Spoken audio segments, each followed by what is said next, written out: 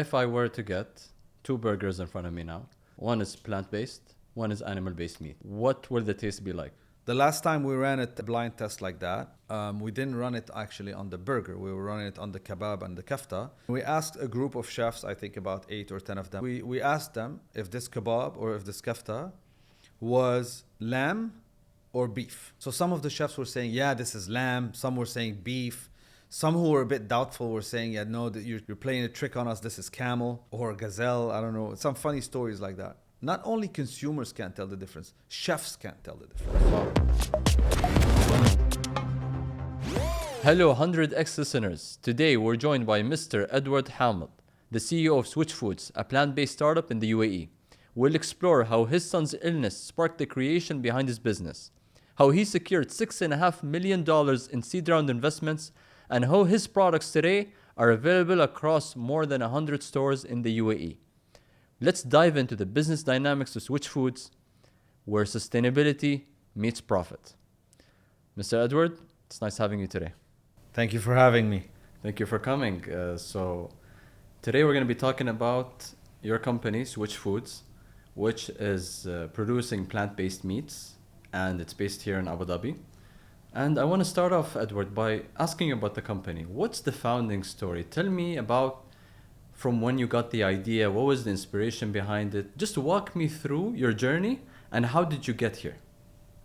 Sure. So it's a long journey, actually. I've started in foods in about 2005 back in Syria, just out of commercial aspirations to build a business. As you know, as you probably are aware, 70% of Syria's GDP is based on agriculture. So we wanted as a family to see how we can add value to crops harvested in Syria, how we can tap into export markets, by producing high quality foods. So the journey started in 2005. We started by just trading local crops into the local markets and neighboring markets. Then we advanced a little bit, started tapping into the GCC and then European markets. And we quickly found out that in order to be able to get into these markets, we needed to up the game, up the quality a little bit. So we decided to go into food processing ourselves and not rely on co-packers or co-manufacturers. What we did is we started with a lentils plant. Syria is, I think, the 7th largest lentil producer globally. And then we also had a large durum wheat crop, which is a very specialty, high-quality wheat. So we went into bulgur as well, then flour milling, feed milling. Between 2005 and 2012, we built a business that had, flour milling. Was that in Syria as well? All in Syria, all in Aleppo, yeah. And were you always, were you always starting with food, or did you have a different background? My background. So I went to school in the US. I had an undergrad degree in MIS. Then I did 5 years in corporate America. What's MIS? MIS is Management Information Systems. Okay. So I graduated in 2000. Did 5 years of corporate work in America. And corporate America started in telecom, then moved into energy and oil, electric, and gas. I joined a company then called Wipro out of their Paris office, where I worked for about 2 years before going back for my MBA at Boston University. So you were into things that are not even related to the food industry. So how did you even get into I was in things that were not related to food, and I had no aspirations of actually even coming back to the region or to Syria in particular. I wanted to build a life for myself in the West. As you know, many of us who leave their countries to go pursue an education abroad, adapt to the living style in the West. However, it was a serious business conversation with my father that led me to go back, made me understand a little bit the opportunity in our region, the opportunity not only to make a very decent living, but to make an impact as well. That conversation inspired you to go and start this business? Absolutely. The fact that we had at the time, a decent sized family business that was aspiring for growth, that was profitable, that needed a third generation to take over and to expand. Many opportunities. Syria at the time was growing rapidly. There was a lot of opportunities to invest and to grow and to make an impact. What was that conversation like? It was, put into simple terms and to make it very short for the audience, it was like, what are you making now? I said I was making at the time probably $150,000 a year, which was a high salary for someone at my age, 24, 25, 23 probably. And he was like, okay, how much of that are you paying in taxes? How much are you spending? How much money do you really have in the bank? I said, Dad, what kind of question is that? I'm 23, why are you asking me what kind of money I have in the bank? He's like, no, let me know. And I said, I don't know, I probably have $10,000, $12,000 saved up. He's like, great, so you're worth $10,000, $12,000. I was like, why do you say that? I have an income. He's like, listen, I appreciate what you're doing. I appreciate your career aspirations. What's your end game? What do you want to be? Right? You're progressing rapidly. Yeah, you started as an analyst, then a consultant, then a senior consultant, then a principal at the time.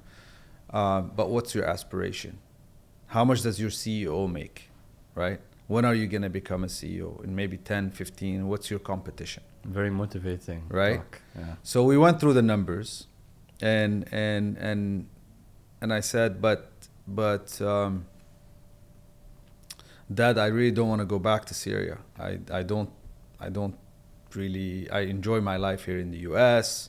I wanted to be successful. I wanted to build a big company. I wanted to be rich, right? I wanted to, these were my aspirations. And then from that point on, we went into the conversation, okay, if I go back, what's the proposition? What do I do? And then we went into the, socioeconomic aspect of it. We have a decent sized family business. We have an impact. We employ people. Which is the food business? No, before the food business. My family business was in a completely different business. Okay. Which space was it in? It was more industrial on the self-adhesives manufacturing, wallpaper, floor coverings, carpets, import-export, a lot of trading. So I'm sure that business had some sort of impact on you from what you've learned, and especially with what the conversation you had with your father. And from there, what happened was when you went to back to Syria and you got into the food business, what made you come to the UAE or in the GCC? What was the first entry to that market? So it's not only that conversation that made an impact. I grew up in a family business environment, in an entrepreneurial environment where we always wanted to grow and invest and make an impact. So that was just like the decision to go back, right? To come to the region. What made me come to the UAE is a totally different experience. So obviously, 2011, the crisis starts in Syria, and we left. Right, we're a business family, so we left. The natural progression was to go to Beirut, Lebanon, where we had a large part of our family living there from a long time. We had a property there, so we could live there, and the idea was to still try to run the business out of Lebanon in Syria. But as you know, over the next few months, the situation deteriorated, and I actually picked up luggage and I said, I'm done with the region. I don't want to be in a place where you had, to pack up and leave and go through turbulence every 10, 15, 20 years, whatever it is. So I had my wife, then I had my little daughter who was almost 2, and we picked up and left to the US, back again to the US. So after you came back to Syria, you went back to the US? Yes, I went back for 6 months. Okay.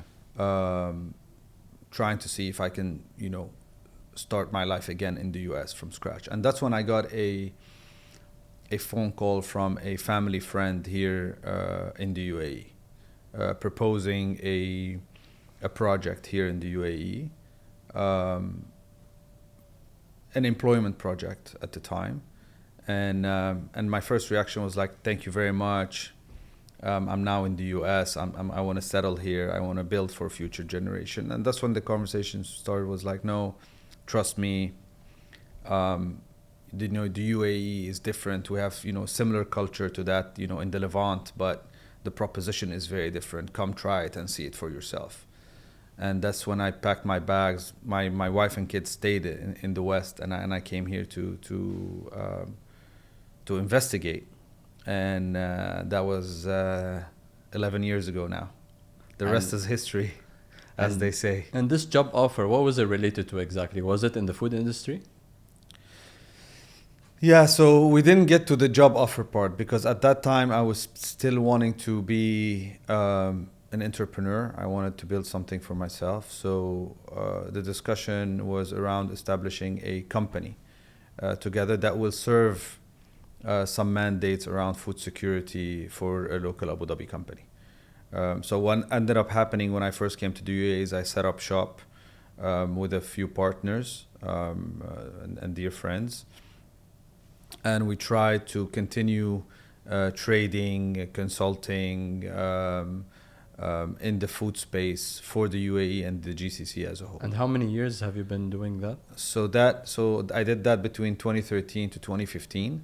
Okay. In 2015, I was approached by another local large Emirati group that was one of the largest players in the animal feed, dairy, food processing spaces.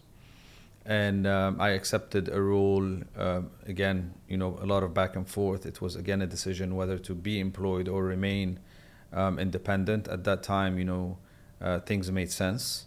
And the size of the group, the exposure, the experience that I could get out of it was substantial. So you're working in big companies when it comes to the food industry. And between 2015 and 2021, I did, yes. And were you getting that much experience since it's a huge company and you're overlooking a lot of things? Do you think this really helped you a lot in vision when you went to build Switch Foods, which was started as a startup? Yeah, absolutely. Look, Switch Foods is the result of 20 to 25 years experience and even before, right? It's not 3 years experience or 2 years experience, what I got from a certain job or what I got from a certain project. It's the accumulation of my life's experience in not only in business, but in life in general. Because when we talk about Switch Foods, I'll tell you a little bit about the aspiration and the purpose behind Switch Foods. It's not necessarily 100% commercial. A lot of it is about the purpose and the impact that we make at Switch. But before that, yes, to go back to your question and to answer it correctly, yes, absolutely. Working for big groups, big companies, multinationals, even better, different geographies, helps shape an entrepreneur, helps put in policies, processes, procedures into their mind, governance, accountability. You're accountable to boards, you're accountable to shareholders, you're accountable to possibly family offices, depending what structure you're working in. But it teaches the entrepreneur or the potential founder a lot of the discipline that they need to put into any future business that they found. And I founded my first business in Syria in 2005, and I founded my last business here in 2021 in Abu Dhabi. So you have a lot of experience beforehand. And me in 2005 was a lot different from me in 2021, for sure. So now when you started Switch Foods, which just to get a recap, you produce plant-based meat, and this is very different than something in the region where we're only focused on eating animal-based meat. What inspired you to start this kind of company? Many things inspired me. So obviously plant-based meat was coming into, was becoming in trend around, the 2016, 2017 period. Where the UAE had appointed a food security minister for the first time, Her Excellency Mariam Maheri, and her team. And because of what I was managing at the time, I was invited to speak to her team and all of that. And that was the first time I got a feeling that the UAE's views on nutrition and food security were different than what we were accustomed to. or I have seen in my previous career. And so I was lucky enough to get the opportunity to speak to her and the team around her, who had very high aspirations for changing the food systems in the UAE, and making a global impact, or leading these food transformation. Past that, COVID came, right? And this is also where I understood the importance of producing food locally, right? From a product, from a process, from an availability and accessibility perspective. And I was trying to find the right project to invest in locally for food production. Because as you know well, this region is blessed with a lot of elements, right? Including natural elements. But, agriculture, soil, and environment is not cohesive to large-scale agriculture. So everything that I worked on, which is, flour milling, feed milling, needed large-scale crops, right? Whether it's soy, corn, wheat, barley, these are, large crops. So the idea was to try to find something with a high conversion rate that would sustain and would the environment, that wasn't dependent on large-scale agriculture. So the goal was to find something that wouldn't harm the environment? No, not at the time. It was about to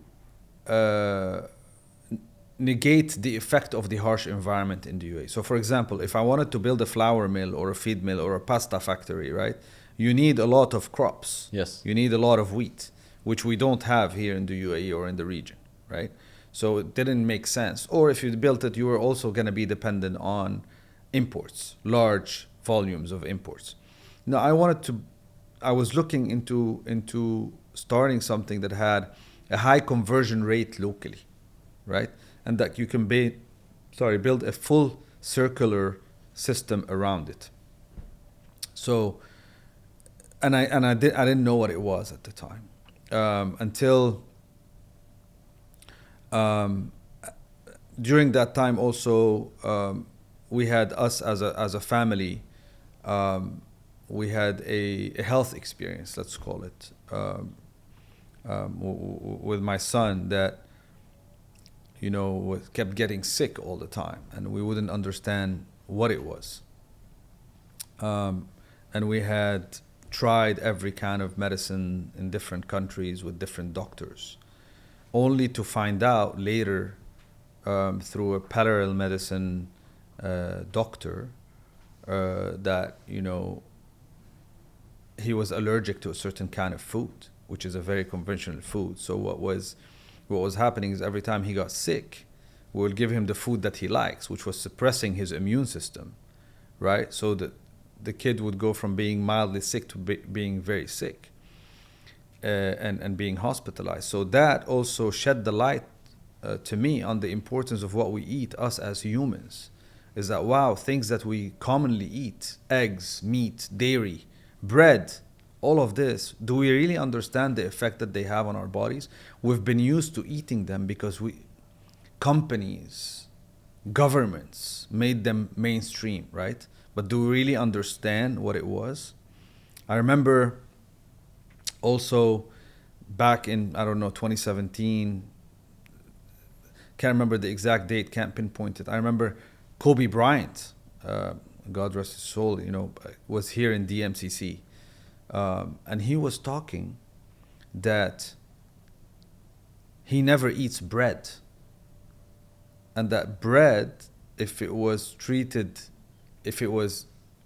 to be labeled fairly to consumer, would have like a hazard sign on it. It's so bad for your body with all the GMO and the gluten. Anyways, so I started getting into these facts about food and what we eat. And the experience at home with my son led us to investigate everything that we eat. And we started understanding that all these processing, all these chemicals, all these additions we get into the food, into our food, with the only aspiration of making these foods cheaper, last longer, more available. Use lower quality ingredients. Yeah, all or most artificial ingredients, ultra processing in order to make them cheaper, last longer, and taste better, right? So all these MSGs, all these additions you add to your food. So all that research exposed everything Exposed to a you. part of food before food for me was a P&L, right? It was a commercial proposition. It was a way for me to make a profit, to make a living in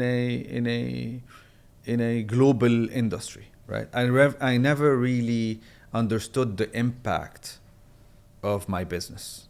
That it had on I all understood people. I understood the P&L. I never understood the impact it had on people that were consuming it. So So you saw that side through your son. What happened through your son? You started researching and you saw the different side when it comes to absolutely. That was a big. So this is where we started us as a family to go deeper into what we ate, what we brought home, read labels correctly, investigate, not trust these big companies that want to just communicate what they want you to know, right? There's a lot behind of what we eat. And people should understand, today we talk about, the cancer rate, the diabetes rate, the heart problems, the cardiovascular disease. This is not the result of our, yes, it's related to our lifestyle, maybe a little bit here and there, but it's mostly related to what kind of food, what we put in our bodies, right? So when we're eating what we're eating today, we shouldn't be surprised with the rate of cancer, with the rate of diabetes, with the rate of blood disease that we have today, and it's continuously increasing. I read the fact that they call chicken crispy instead of fried because marketing companies thought fried was such a negative word. So crispy sounds better and it sounds less harmful even when they got focus groups together.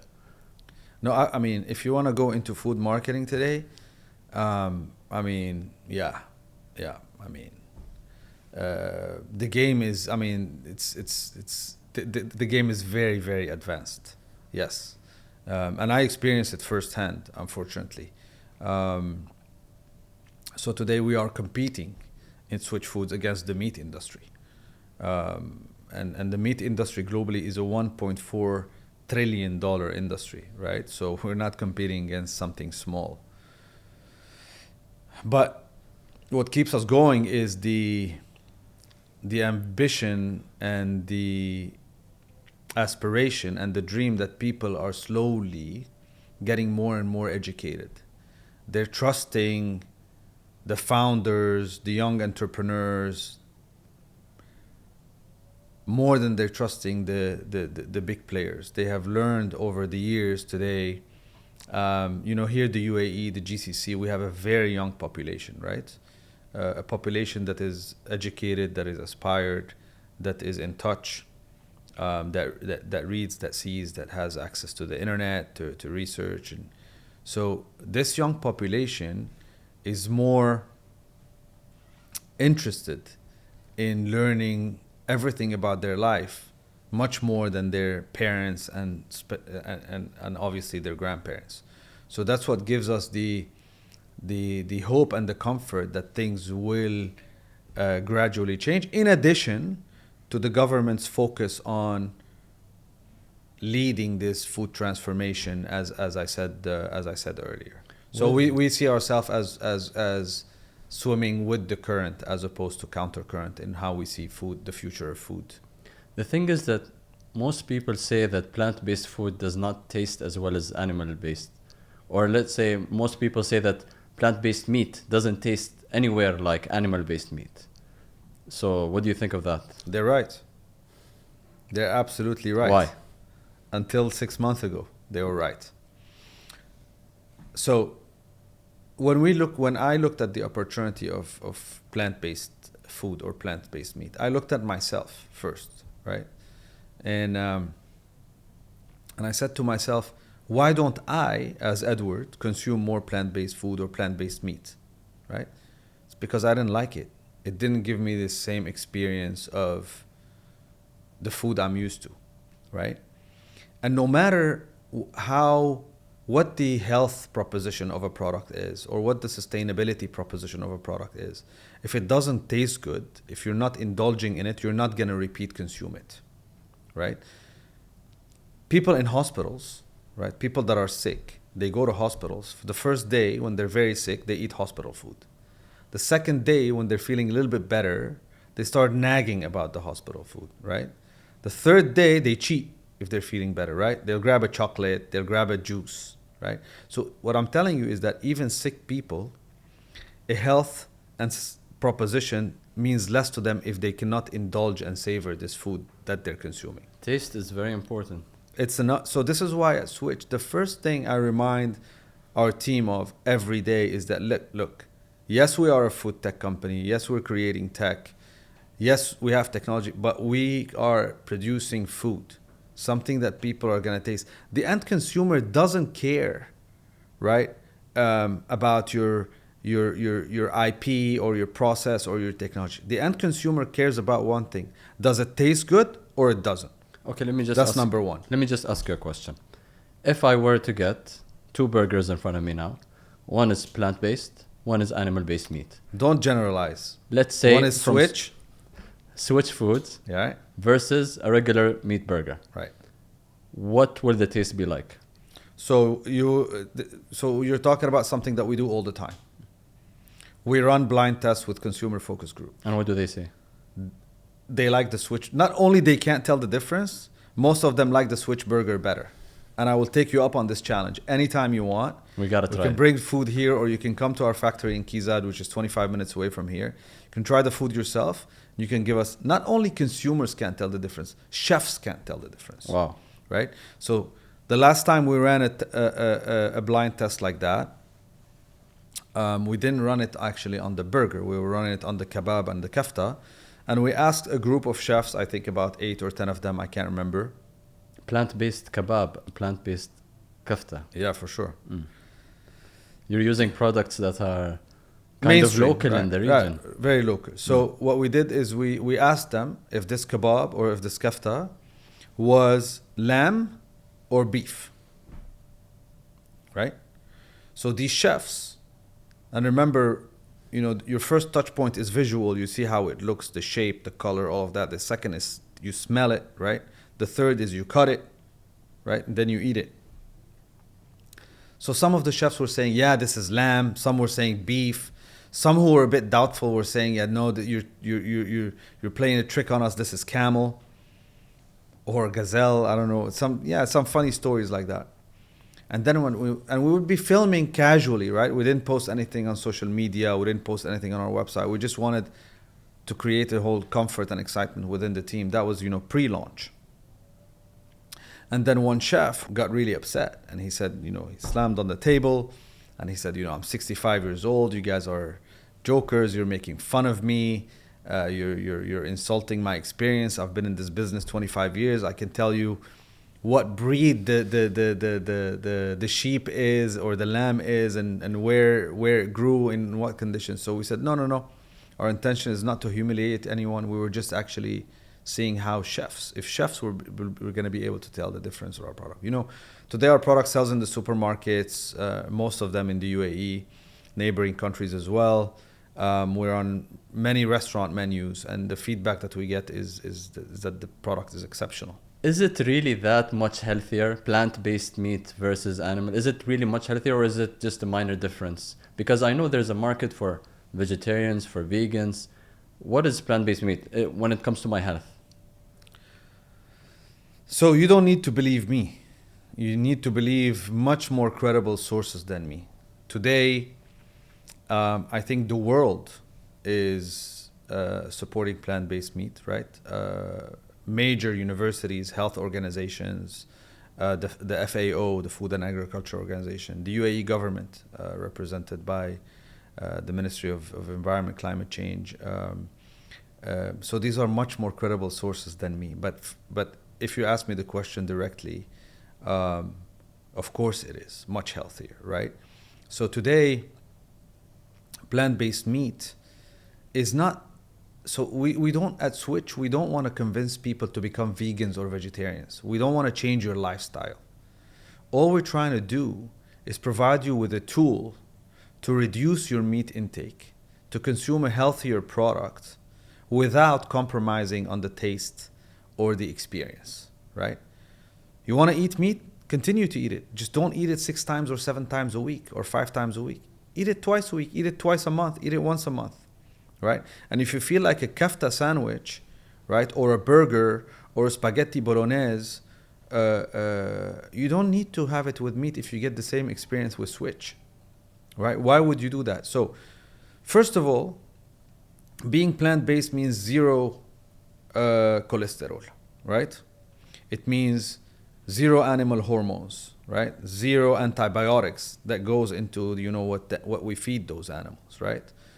About 55 to 60% less saturated fat, no trans fat, right? So I can continue on and on. High protein content, a third of the fat content of meat, half the calories, and I continue on and on and on and on. But I hope you were convinced after just the hormones and the antibiotics. And the products at Switch Food, are they're kebab, they're kofta, what else? So when we went into Switch, we looked at the market for plant-based meats, which was growing organically without any communication, awareness, trade promotion in the category. And with the fact, when we looked at it, with the fact that there was no product market fit, right? So what we saw on the shelves of a Spinneys or a Carrefour was burgers and sausages and nuggets, right? So we don't eat burgers as much as they do in the US or Europe. Sausages are not part of our culinary habit, and nuggets are viewed as kids' food, right? So, and then the price point was very, very high because these products were imported from halfway across the world in frozen containers, in reefers. So our thought was, in a region that was young and educated and prosperous and ambitious, right? What happens if you actually give them the right products that they are used to, right? At the right price. And the right price was only going to happen if you produce locally, right? And the product, we needed a period of R&D, which we spent a lot of time developing the product. So we have a kafta, a kebab, a sujouk. We have minced meat that's actually in about 50% of meat consumptions in the region. And we have the burger, because that's what people are used to in the plant-based meat category, especially Europeans and Westerners that live in this region. And looks like it was a huge thing to pull off. Did you guys have any investors in the beginning? Did you put in your own money? How did the business start? So again, it started with an idea, with the psychological support of family and friends, right? But at the end, as most founders know, you need a little bit of. You need to build your credibility before you know your credibility and your confidence level before you can raise money. Now, obviously, this is a startup that is backed by investors on the venture side. But before we did that, so I started, in about July 2021 again, reached out to my network, everybody that I knew in the food industries in the UAE, outside the UAE, to try to get understanding of what this, what this product was and how can we build a healthy and sustainable one that's at the same time nutritious and not harmful. So my journey took me to Turkey, then from here to the US, from Turkey to the US, to Canada, back to Europe, met different, food engineers, food scientists, doctors, government authorities, universities. And you were traveling to all these places on your own budget? At the time, yes. Yeah, on my own budget. On your own budget, researching. Yeah, researching, paying for particular projects. You really believed in the idea so much that you were going through that? Believed in the idea so much, I don't know at that time. But I was, like everything I do in life, I give it my all, right? So if I was going to drop, when I really, really was convinced that I could not do it, that there was nothing more to be done. And I wasn't at that point. And, I had much darker days in my journey at Switch post that time. That time was still, The amount of spent was manageable. Yes, it was my own money. It was depleting my resources, but there was still hope. There was still, I could still see things happen. And then obviously, by the beginning of 2022, I decided that, there is potential, right? With the help of also some friends and advisors, family members, potential investors at the time. So we incorporated in Switch, and we went and we raised money. We raised the first round of $6.5 million. Half of it is from the US. Food companies in the US? Investors. Investors. Yes, what kind of investors were they? Funds, investment funds. Investment funds. Okay. Right. And then in my journey in Abu Dhabi, there was some... But before we go further, the 6.5 million, that's a huge amount to get from investors. It's a seed round, right? So it was based on an idea. Based on an idea. Right. So you got 6.5 million dirhams? Dollars. You got $6.5 million from just wood, an idea. Knock on wood. Knock on wood, from just an idea. How did you do that? Not just an idea. I mean, we had... The conversation that you have with investors is... And a dear friend of mine who later became an investor, or an investor who became a dear friend of mine, told me, listen, after I went through my pitch and I went through my 10 slides or 15 slides, I can't remember at a time, he said, Ed, listen, it's very simple. We like your region, 5%. We like your space, your industry, that's another 5%. We like your business model, that's another 5%. And 85% is we're investing in you. We know that you're going to be able to look after our money better than we do, right? And 10,000 things are going to change from what you just presented to us. But we trust that you're going to find a way to tackle each one of them and find a solution for each one of them. They believed in you as a founder. They have to believe in you. They have to believe in your... So they have to believe in you as a person. They have to believe in your track record. They have to believe in your core values and principles of who you are as a person, right? They're giving you their money, right? And at the beginning, it's based on a safe note, which is it's a simple agreement for future equity. So they don't have a lot of... they're trusting the founder. They're trusting the founder. And this is a big responsibility. And how you treat this money is how your investors view you, how much time you put, how much effort you put. The biggest responsibility I have at Switch is my investors' money. It's not my responsibility to my family. It's not my responsibility to myself. It's not my responsibility to my employees. It's my responsibility to my investors who believed in me, who trusted me. And being able to raise subsequent money is even more difficult because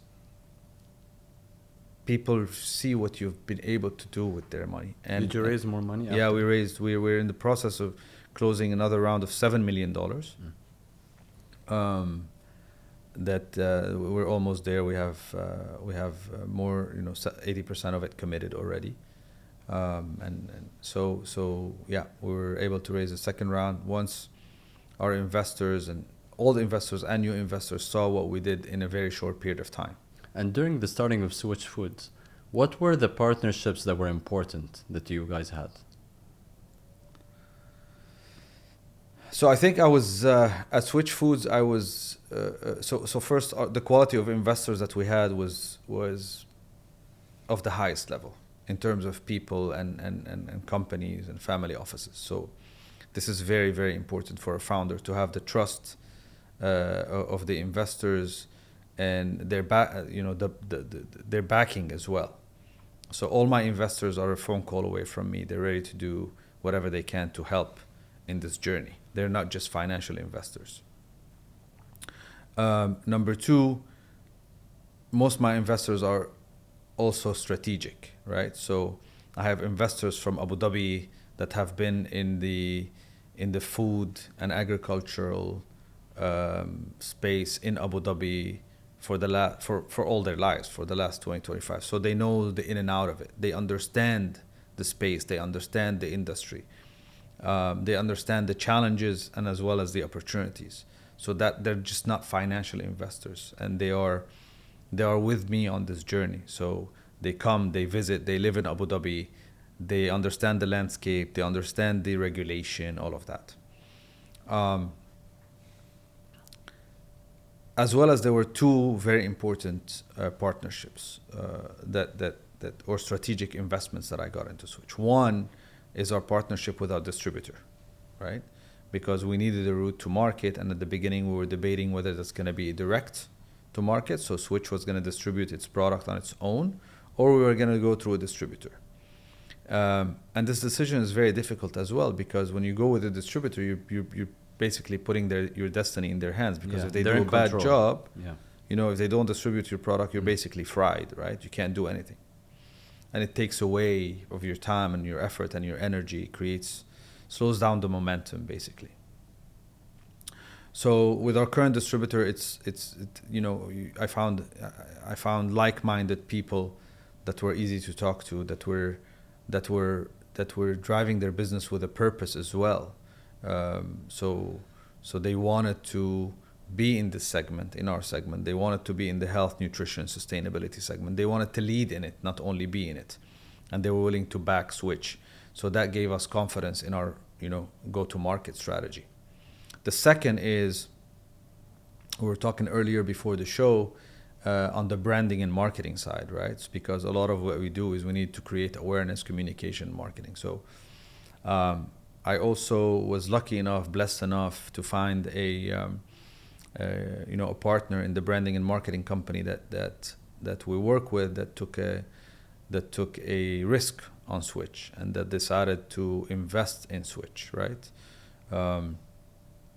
And we created this, you know, brotherhood, common understanding, and they're basically a leading regional marketing communication agency that, you know, acted as our extended marketing and communication arm at Switch. So we didn't need to hire people, CMOs, and onboard them and see whether they work out or not, trust them or not. So they have equity in the company? Absolutely. Okay.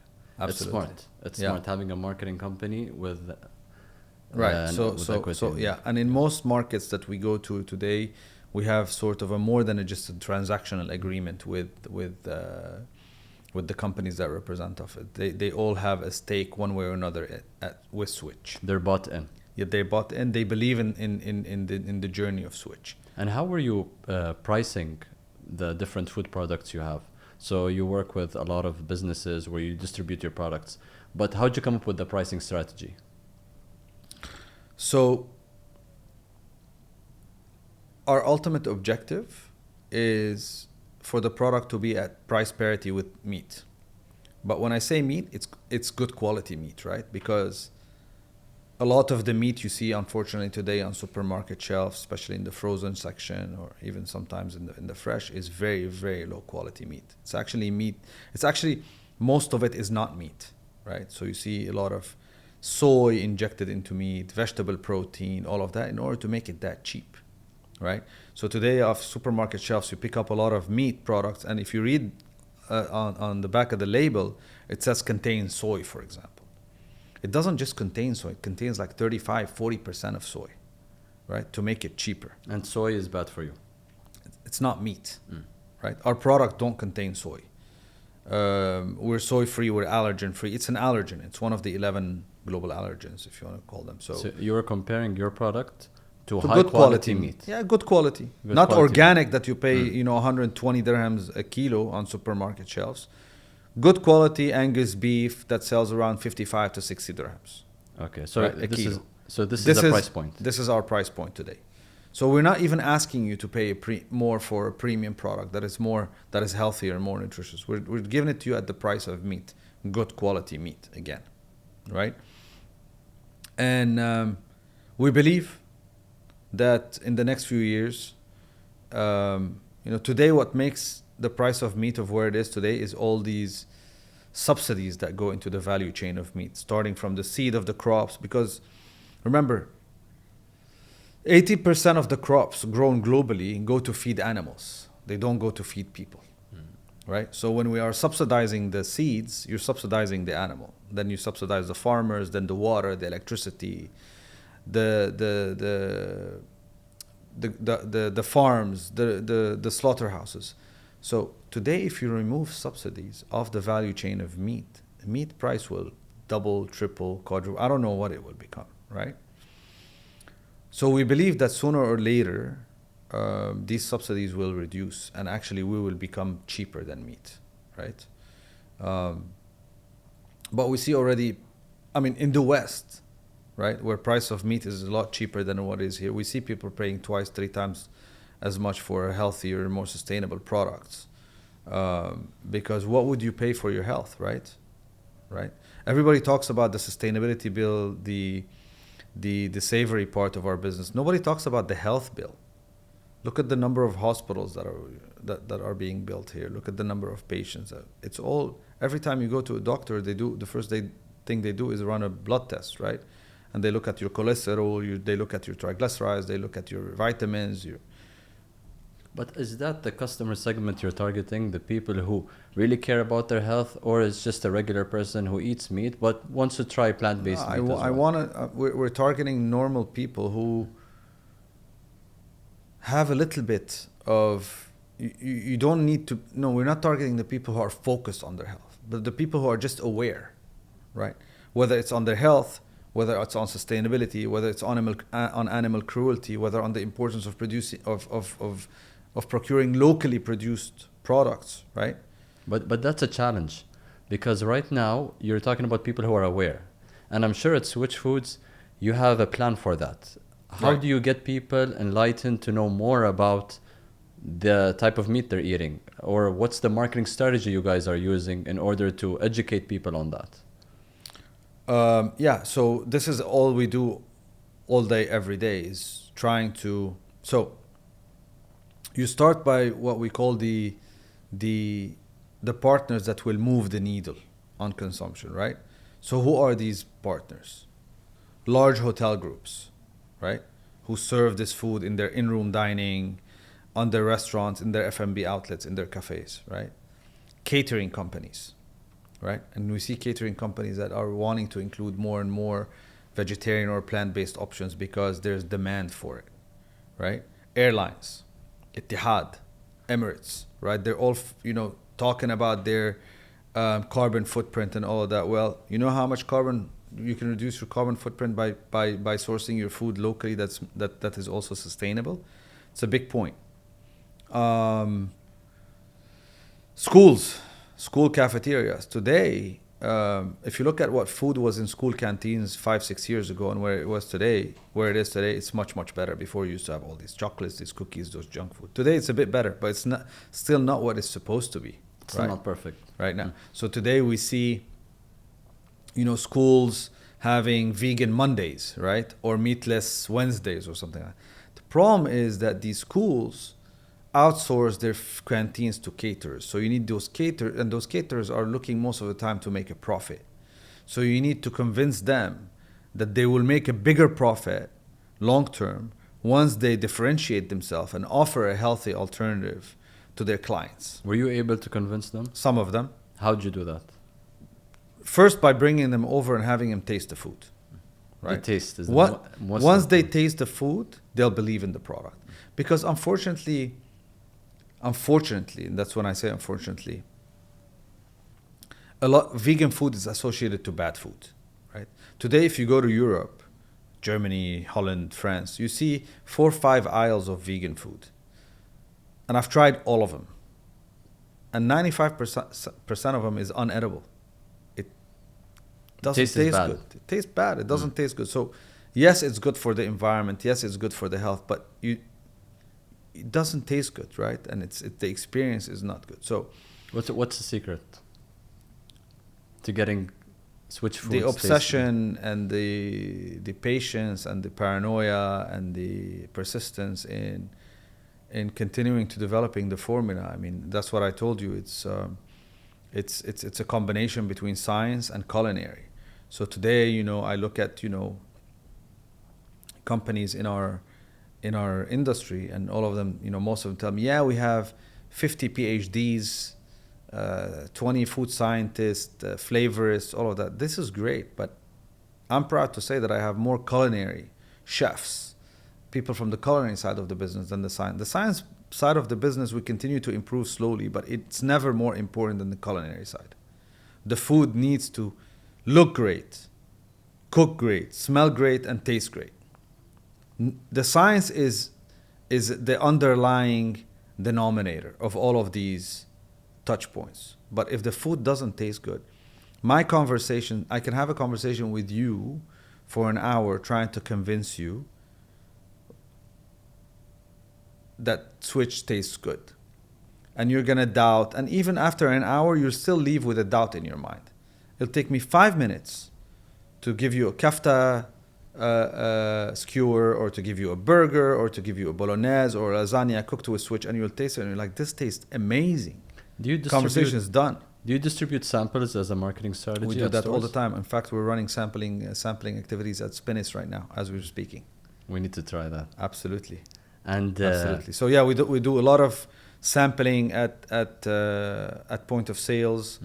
We do a lot of events and activations with the restaurants that we work with the hotel groups that we work with.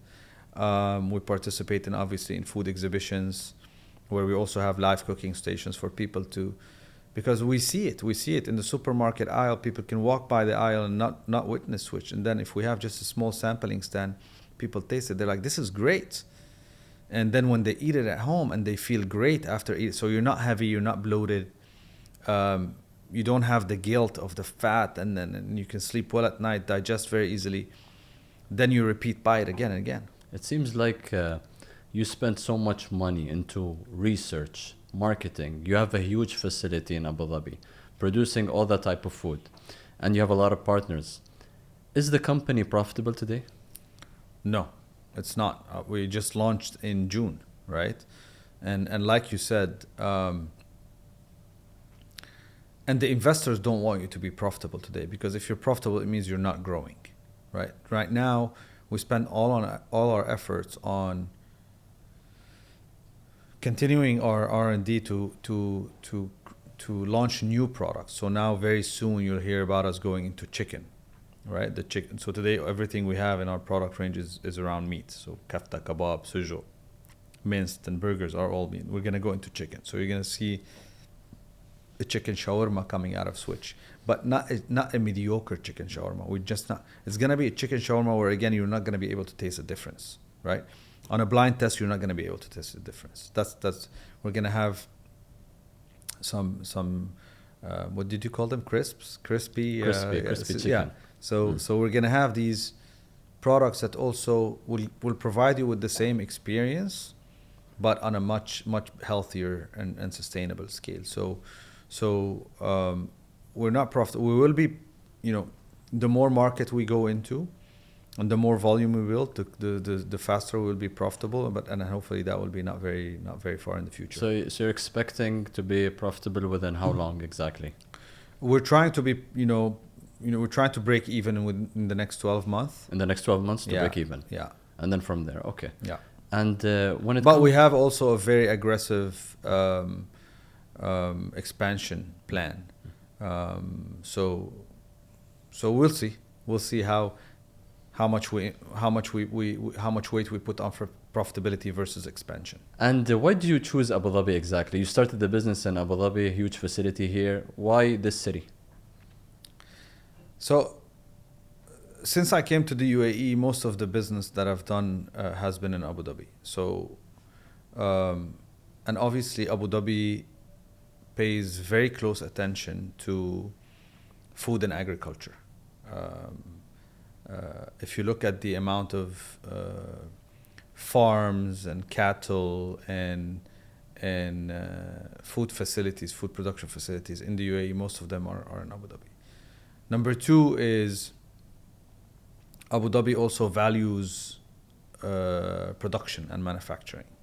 So I've always saw Dubai as a great trading hub, or other Emirates, other areas as great trading hubs, in and out, very well set up commercially.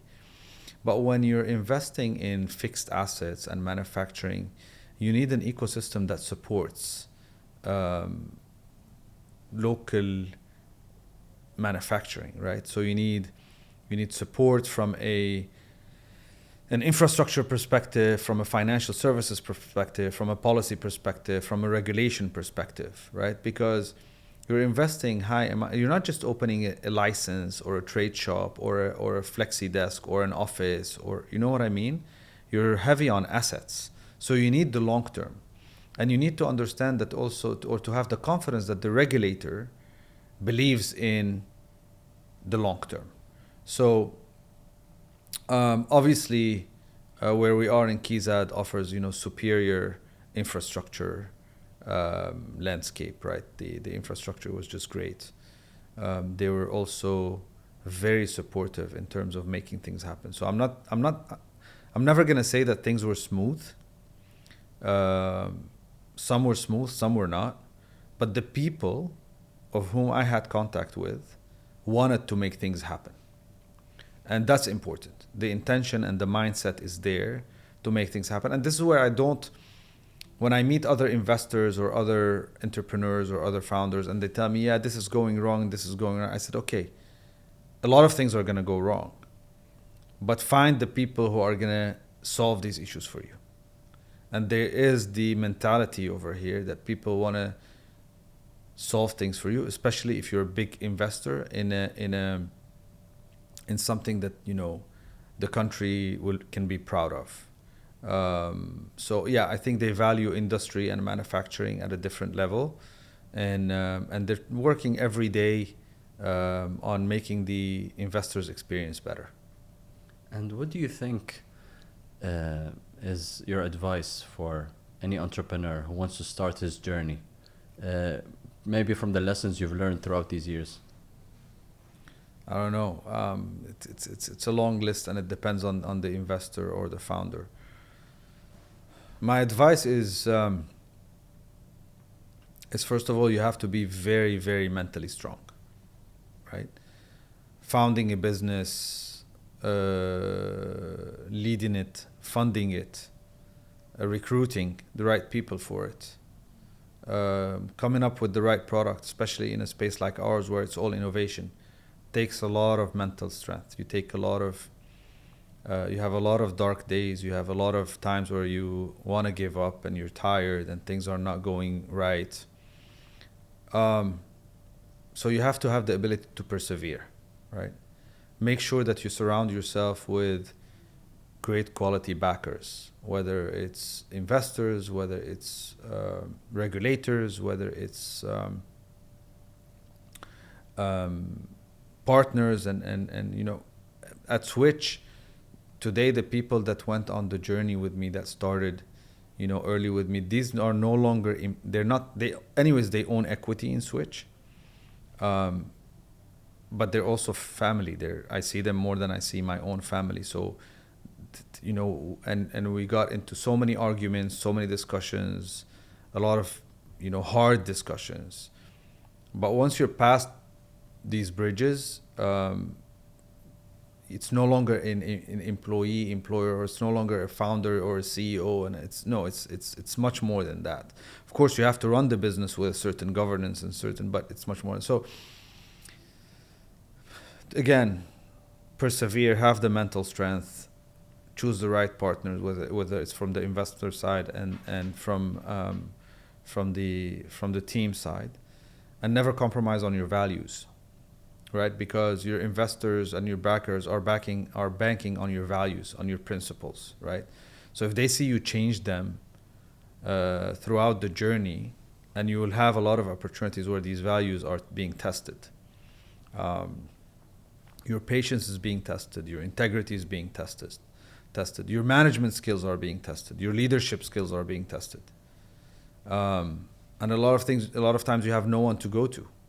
You have to make that decision right there and then. So make the ones that align with your values, and people will be fine with them. What's your vision for the future of Switch Foods, Edward? Where do you see the company going? So we are trying to create the plant-based alternative ecosystem in the region. We want to lead in it. We want to be the best, the biggest, the fastest, the largest. Are you leading now? I'm sorry? We Are are. you? We are. Yeah, definitely. Some numbers show that we're leading. In some categories more than most, but we've only, our numbers for a 6-month-old company are very good in terms of market share, but we don't care about the market share because the category, we want to create the category. And the competition? We want to create the business. The competition? There's always competition in everything we do. We're lucky enough to not have as much competition as other industries, right? We're not in meat, we're not in poultry, we're not in, I don't know, canned foods, we're not in juices, we're not in dairy, right? We're in a very specialized category where a lot of innovation and research goes into, right? So we're lucky on that front. But again, who's our competition? It's not the other plant-based meat players. It's the meat itself, right? So I'm not looking at how much I'm selling in my category or how much am I selling vis-a-vis the meat versus wheat? How much is plant-based meat selling versus burger selling versus conventional meat burger? This is, once I start penetrating that category and converting customers from conventional meat to plant-based meat, that's when I can be happy with what we're doing at Switch. Once you're leading in the region, any plans to expand globally? Yes, so we obviously have currently demands, and we're considering sending products to the US, we're Australia and New Zealand, Holland as well. So we're having strong discussions. Malaysia. These are countries that we are in advanced talks about. But in order to make, because we have core values that we don't compromise on, which is, as I said, health and nutrition, taste and sustainability. So in order for the product to remain sustainable, we need to be producing in all major markets that we want to operate in, right? So our ambitions for our future rounds is to raise capital to invest in operating facilities in all the markets that we're gonna be in. Edward, before wrapping up, I want to ask you, what personal sacrifices have you done as a successful entrepreneur today? You sacrificed a lot. Tell me more about that. Yeah, obviously, I can't even count the sacrifices, right? It's very important on an entrepreneur journey to be blessed with a family that supports that vision or the purpose, right? Because the business takes you away from everything, right? So I lost a lot of friends. I lost a lot of contacts. I can no longer be involved socially. How'd you lose your friends? You just don't have time, right? You just don't have time for them. You're involved. You're so involved in your business. That's all you think about, day and night. No other conversation or subject means anything to you. Family. So you end up spending a lot. One of the things that I enjoyed the most is spending, time with my wife and kids, whether it was traveling, whether it's on weekends. You find yourself finding less and less time. And even when you're with them, you're really not with them. Your mind is somewhere else. A lot of times I found myself in having lunch and someone like my wife telling me, just leave, just go back to the office. Don't worry, just because you're here, but you're not present. You're here physically, but you're not present. You're traveling all the time. Self-confidence. You don't know. You have times where you're doubting and you don't know how your investors, your consumers, even your employees perceive you. So you sacrifice, I don't know, probably health-wise, mental health-wise, you sacrifice a lot as well. It's a long journey. It's a very difficult journey.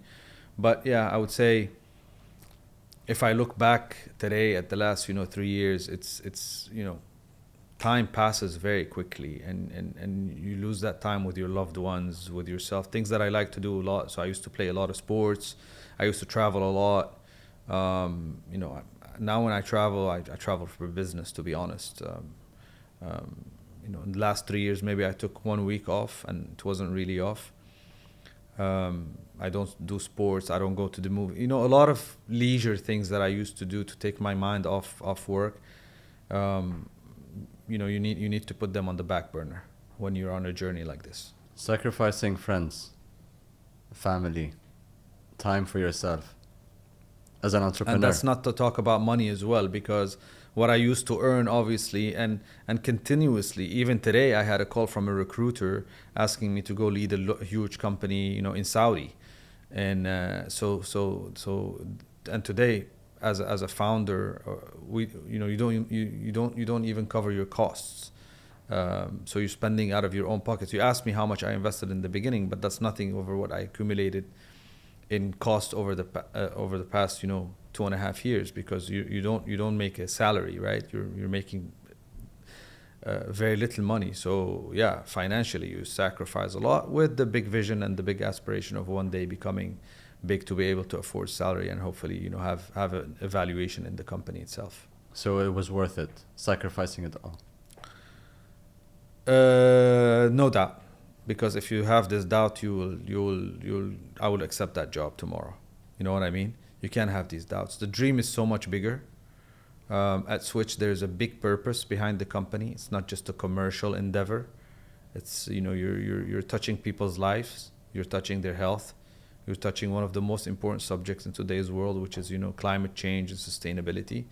And we know that beef and the meat industry is the second largest emitter globally, after oil and gas will be second soon. So imagine our food systems will be the most destructive industry globally in a couple of years. It's crazy when you think about it. So it's worth the sacrifices for now. I don't know what my wife and kids will say, but I'm sure they will agree, because they're part of this journey with me as well. Great answer. Thank you, Edward, for being here. Thank you, sir. Thank you for watching us. Feel free to share your feedback and connect on our platforms. If you know someone with an inspiring story, email us at 100x.abudhabi@gmail.com. Stay tuned for more uplifting business tales.